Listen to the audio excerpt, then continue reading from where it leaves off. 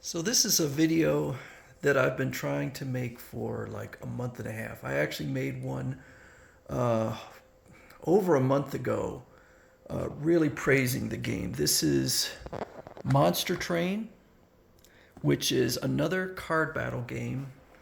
And the original review or discussion, I really praised it a lot. But after I did the video, I decided, you know what, I really need to get into this game more because I felt like I had only partially gotten into it, and I really wanted to play it more before I discussed it.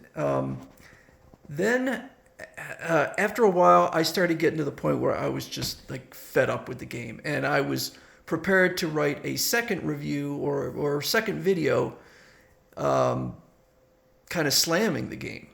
And now I'm back to praising the game.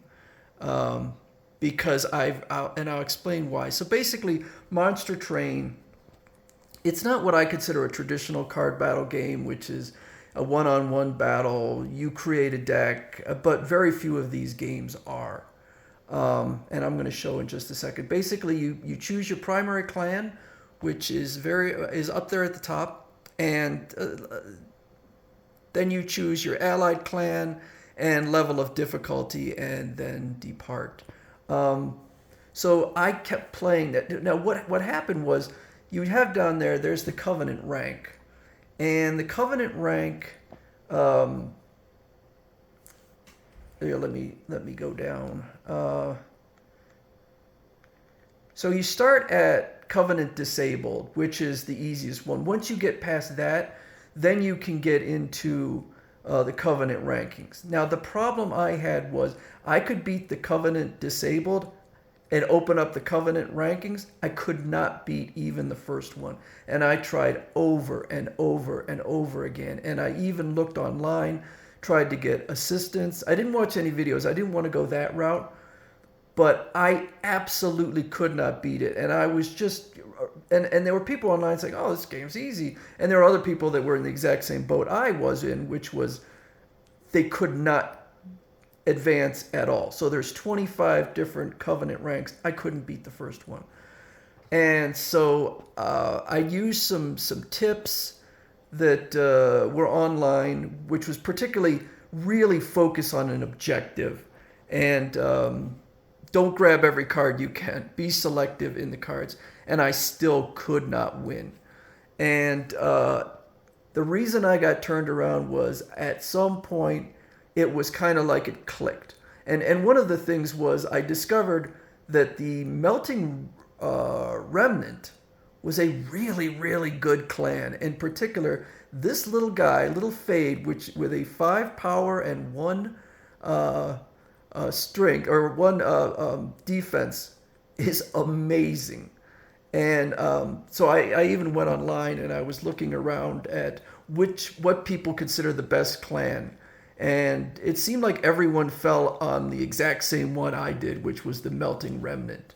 Once I figured out how to use Little Fade, then I started winning. And so I'm up to I've beaten rank 4.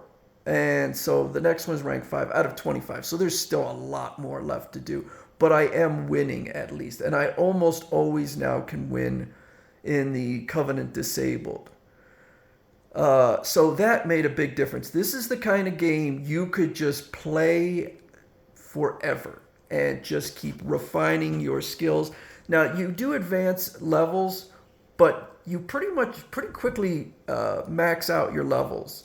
And then the only advancement you can make in improving yourself is just figuring out the cards and playing better. That's it. You're not going to advance in levels. You're not going to gain new cards. You just need to figure out how to play the game. And it is a challenging game. It is a very, very thought provoking, or it is a game that requires a lot of planning and strategy and, quite frankly, a lot of experience. So I'll go into the game real quick. I have the sound turned off right now because it was kind of interfering. And you could see my room. All right, so first off, I start off. Now you could choose, so we're going to choose an artifact. In this case, I'll go with the concussive coals. And this is one of the things about the game. A lot of it is random. So sometimes you just, okay, so I'm going to choose, all right, so I don't really like either of these, but I don't have a choice. So I'm going to choose Firelight. That's not really what I want, but you get what you get. And that can be one of the things. So if you try to get a streak going, a winning streak, and sometimes if the cards don't go your way or you don't have any luck, it's darn near impossible to win, or at least very difficult. It's exceedingly difficult. So this is the train, and it is not like a train you would imagine, which would be maybe going front to back or back to front. It's a three-layer, three row, actually 4 rows, and then at the top is your pyre, and you need to defend against these monsters, and there will be it will show up here waves of monsters. This is the first. It's quite easy. This one will have 3 waves of monsters, and if they get up to the top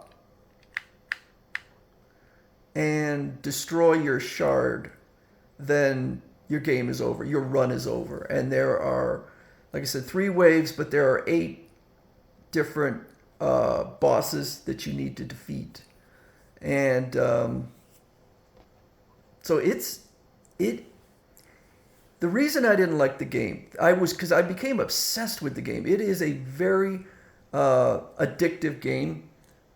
The reason I didn't like it, or was getting to dislike it, even though I was playing over and over again, was because I was getting so frustrated. But I finally am winning, and so it's really I am loving this game. So if I were to rank this, let's see, if I were to rank this against the other card battle games, Shadowverse, I thought I had another one, but maybe this, I don't remember. Shadowverse, I really enjoyed. Now, Shadowverse has an ending. This game is a roguelike card battle game, which means it just starts over and over again. This one had a beginning and an ending. I really enjoyed this. You play a one-on-one battle, and you can create your own decks. It is not nearly as robust as Magic the Gathering, but you could create your own decks. Inscription, I think it's really an unforgettable game. It's an amazing game. It's got some flaws in it, some serious flaws, and I discussed that. Between the two, I hate to say it because I really, really liked the tone and the job they did on Inscription. I would say Shadowverse is better. Between Monster Train and Shadowverse, I think Monster Train is better. It is a hard game, but it is very rewarding if you can figure out how to choose the proper cards, use the proper cards, defend each level, and avoid getting your shard busted. So I'm going to say that this one is now my new favorite. Now, one of the ones that constantly seems to rank near the top or at the top of card battle games is Slay the Spire. So this one could be a challenge to get in physical form. I did manage to get it off of Amazon. It was like $56, but sometimes it sells out. So I'm pretty excited to play this one, and I think somebody online said that Slay the Spire is actually harder than Monster Train, so we'll see. But I'm pretty excited to try this one. But I've been playing this one for, gosh, almost 2 months. So I definitely got my money's worth with this one. I highly recommend it. But, you know, when the people were saying, oh, this is easy, you know, it kind of irritated me because it's kind of like those people that sit there and say, oh, Cuphead's a piece of cake. I won it without losing a life. And it's like, are you trolls or are you just like freakishly good at these games, or am I just not very good? But if you can, but I can assure you that with enough time and patience and planning, you should be able to start defeating those various levels. So I'm going to give this one high marks. About 2 weeks ago, I wasn't going to. But I'm going to now because I have gotten a ton of enjoyment out of it and a lot of playtime. So anyway, that's Monster Train First Class for the Nintendo Switch.